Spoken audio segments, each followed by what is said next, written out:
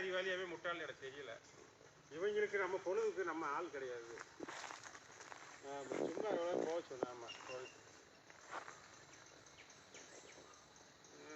இருந்ததுக்கு இல்லை நம்ம சொல்லியிருக்கு நேராக பேசுவோம்.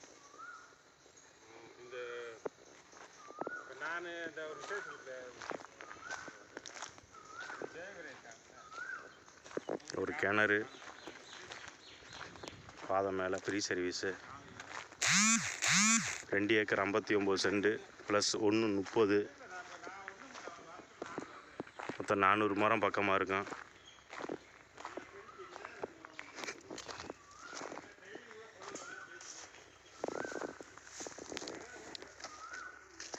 ஒரு கிணறு இருக்குது.